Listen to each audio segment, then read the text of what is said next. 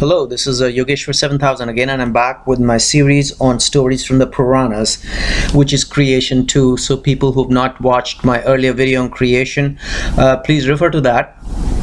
And I do make videos on Jyotish or Vedic astrology, but at the same time, I keep on adding videos which are from the ancient scriptures, either from the Puranas or the Upanishads or from the Vedas, so that we are all aware as to what the ancient scriptures say other than Vedic astrology. Of course, Vedic astrology is a very important Vedanga or an arm of Vedas, but the original scriptures, Puranas, say a lot about our heritage, our Hindu heritage especially, and especially for the benefit of the West. I keep adding these spiritual videos as well. So today we'll be continuing our discussion on creation. In our last video we did discuss about how there was water everywhere, and Brahma and Vishnu were created. Well, Brahma was created out of Vishnu, and then Shiva appeared, and he mentioned to Vishnu and Brahma that they are all three are part of one entity whose purpose is creation, preservation, and destruction. So now the forthcoming purpose for them should be creation of the universe. So this is in continuation to that, and since the purpose was now creation, Vishnu created a huge egg in the water, and he himself entered the egg in a huge form. And in the meanwhile, Lord Brahma started to pray, and from the powers of his meditation he created several rishis or sages, and those sages were known as Kardama, Daksha, and Marichi. And sage Marichi's son was sage Kashyap. So as we all know, especially from people from the east would know, that there is a gotra, and one of the gotra or a clan is Kashyap Gotra, and they can refer to their roots going back to sage Kashyapa in case they are Kashyapa Gotra or sage Kashyap's family, so as to say, and this is where it's coming from. So Marichi's son was sage Kashyapa, and out of the several sages which Lord Brahma created, Daksha was one of them, and he had 60 daughters, and 13 daughters out of those 60 daughters were married to sage Kashyap. And the children of Kashyapa and these daughters became Adityas or gods, Daityas or demons. So Sanskrit name of demons is Daityas. And again, Danavas, another classification of demons, were also created. And then trees were created, birds were created, snakes were created, mountains were created, and creepers, and thus the world populated. So people from the east, whenever they say that they do not know their gotra, it's very conveniently said that they are from Kashyapa Gotra or the family of sage Kashyap. Why? Because it's Kashyap who was the originator of all the world population, which consists of gods, humans, demons, trees, birds, snakes, mountains. So this is the reference which is coming directly from the Puranas. And as Lord Shiva had mentioned in my earlier video, it was discussed that another being would be named Rudra, who would be none other than Shiva himself.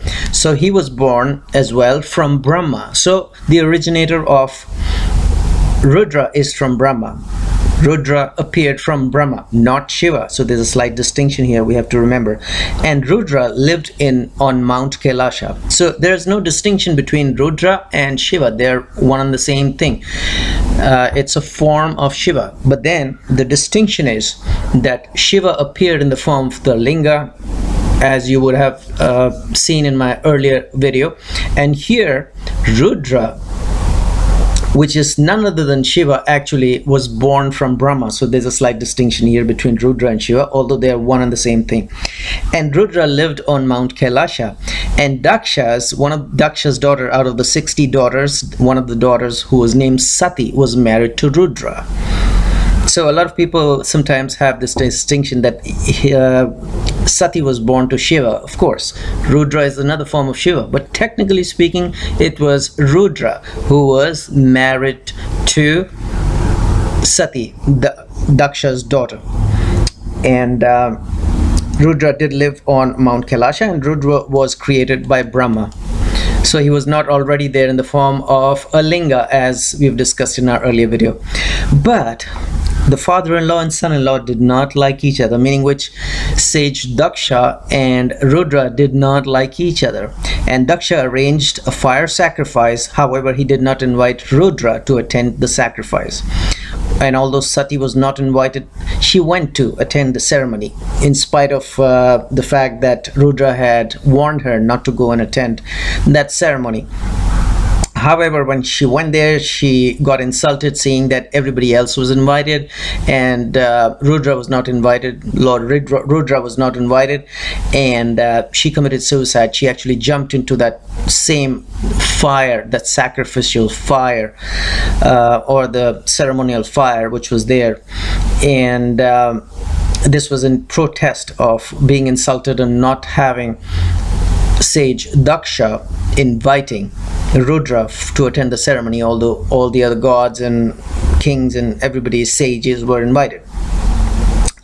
And then this angered Rudra so much that he sent his companions to destroy the sacrifice, disrupt the ceremony, and have a major fight. And one of his companion was Veerabhadra, and that's another story. We can get into that, how Veerabhadra was created out of Rudra, and he sent to destroy the sacrifice and kill who opposed him, so as to say. And this was done, and then Rudra eventually killed Daksha, but then he brought Daksha back to life, placed a goat's head on Daksha and gave him life again. And anyways, the sacrifice was completed, and Sati was reborn as the daughter of the mountain Himalaya and his wife Menaka. So Himalaya and his wife Menaka had a child rather, and she was named as Parvati. And it was none other than Sati who had actually committed suicide by jumping into that fire, that sacrificial fire which Daksha had created, whom she had jumped into that fire in protest of insulting her and not inviting her husband.